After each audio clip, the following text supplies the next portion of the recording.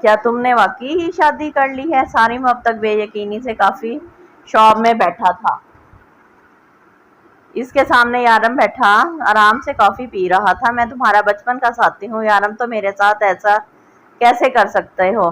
تم نے مجھے بلایا تک نہیں۔ مجھے یقین آ رہا ہے تم جھوٹ بول رہے ہو، یہ شادی نہیں ہوئی۔ سارم کب سے بولے جا رہا تھا، لیکن یارم کب سے قریب بیٹھی اس کی بیٹی کے گالوں کو چھو رہا تھا۔ مائرہ اسکول کیوں نہیں گئی؟ اس نے سارم کے بات کو اگنور کرتے ہوئے مائرہ سے پوچھا۔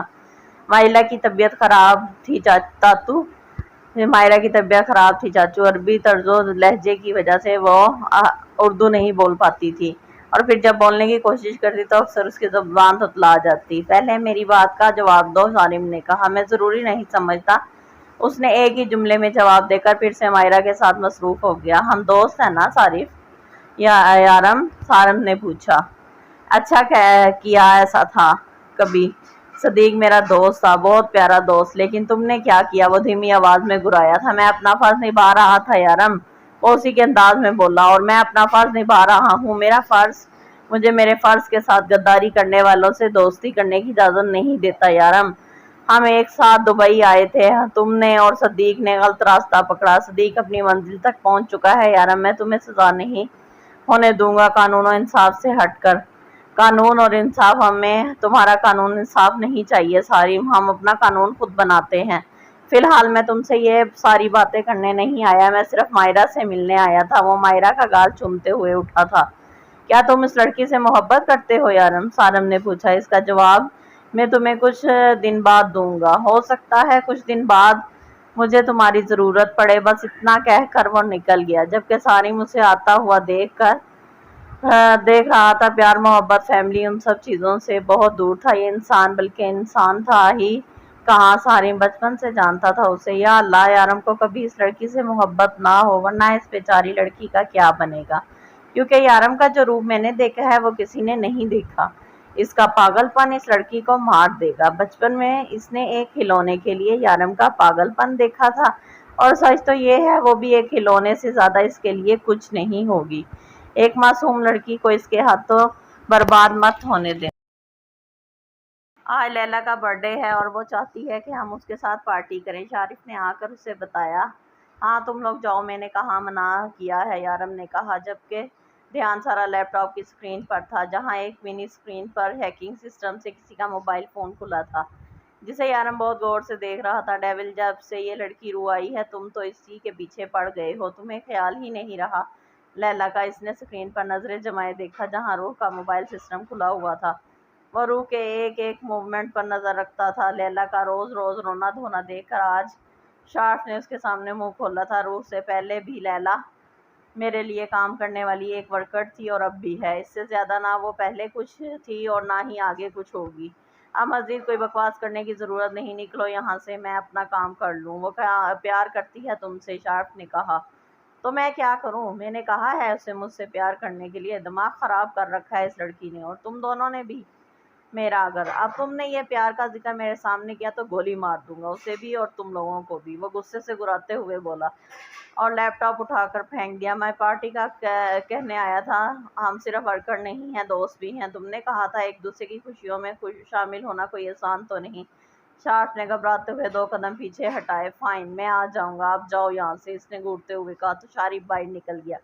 پھر دروازے پہ منتظر معصومہ اور لیلا کو دیکھا، ذرا سا مسکرایا۔ مشن ڈن، اس نے لیلا کے سامنے ہاتھ پر تالی بجاتے ہوئے کہا۔ بس اب میرا کام ہو جائے، لیلا نے کچھ سوچتے ہوئے کہا۔ سر گولی مار دیں گے تو میں تم لوگوں کے ساتھ شامل نہیں ہوں، معصومہ نے کہا۔ تمہارا نام کہیں نہیں آئے گا لڑکی، لیکن ڈیول کو 1-2 پیگ سے نشہ نہیں چڑھتا، بلکہ کچھ بڑا کرنا ہوگا، کیونکہ نہ ہم ڈبل ڈوز پلز یوز کریں گے نہ۔ شارف نے مشورہ دیا۔ آہستہ بولو بے وقوف، اگر اس رائٹ ہینڈ نے سن لیا تو پلان شروع ہونے سے پہلے ہی وہ ہمیں گولی مار دے گا، تم لوگوں کو تو پھر گولی مار کے آسان موت دے گا، مجھے بلیڈ سے مارے گا۔ اور اتنا کرو جتنا میں نے کہا ہے، اور ویسے بھی میں تم سب کی ہونے والی مالکن ہوں، تو میرا آرڈر فالو کرنا تم پر فرض ہے، لیلا نے ادا سے کہا۔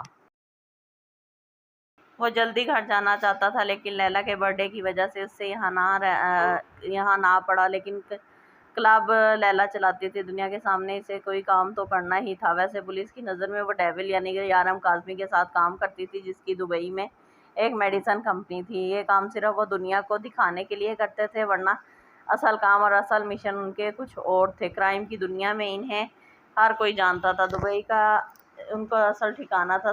सदीक इसका बहुत वफादार आदमी था। वो 20 साल पहले इसके साथ पाकिस्तान से यहाँ आया था। तब उसका जानो अजीज़ दोस्त सारिम उसके साथ था, लेकिन वक्त के साथ साथ सारिम ने अपनी राह बदल ली। सारिम को डॉन डेविल को पकड़ने का काम दिया गया। पिछले 6 साल से वो इसके पीछे पड़ा था, लेकिन कोई भी ऐसा सबूत जो उसे सलाखों के पीछे पहुंचा दे सारिम के हाथ नहीं लगा था। सारिम का कहना था कि वो ये रास्ता छोड़ दे, इसमें सिवाय नुकसान के और कुछ नहीं, जबकि यारम का जुनून उसे ये काम छोड़ने नहीं दे रहा था। वो जिस आदमी के आगे काम करता था उसे मार कर उसकी कुर्सी संभाली थी, फिर ऐसे कहीं लोगों को मारकर सीढ़ियाँ चढ़ता वो डेविल बना था। शारिफ ने इसके ड्रिंक में डबल डोज पिल्स मिलाई थी, जिसका पहला सिप लेते ही इसने लैला की तरफ देखा था। लैला ने घबरा के नज़रें चुराई। उसे पता चल चुका था कि वो समझ चुका है कि इसकी ड्रिंक में कुछ मिलाया गया है। I am sorry. उसे मुसलसल अपनी तरफ देखता पाकर लैला मेमनाई थी। अगर आज तुम्हारा जन्मदिन ना होता तो मैं तुम्हें बरसी ज़रूर बनाता। ड्रिंक एक ही सिप में ख़त्म करता, ग्लास वहीं फेंकता। वो निकल गया। खिज़र इसे रोको, इसकी ड्रिंक में डबल डोज पिल्स हैं, वो ड्राइविंग नहीं कर सकेगा। लैला ने फिक्रमंदी से कहा। वो यारम काज़मी है लैला, ऐसी छोटी मोटी पिल्स इसका कुछ नहीं बिगाड़ सकती। वो नशे कभी अपने आप पर हावी नहीं होने देता। Don't worry.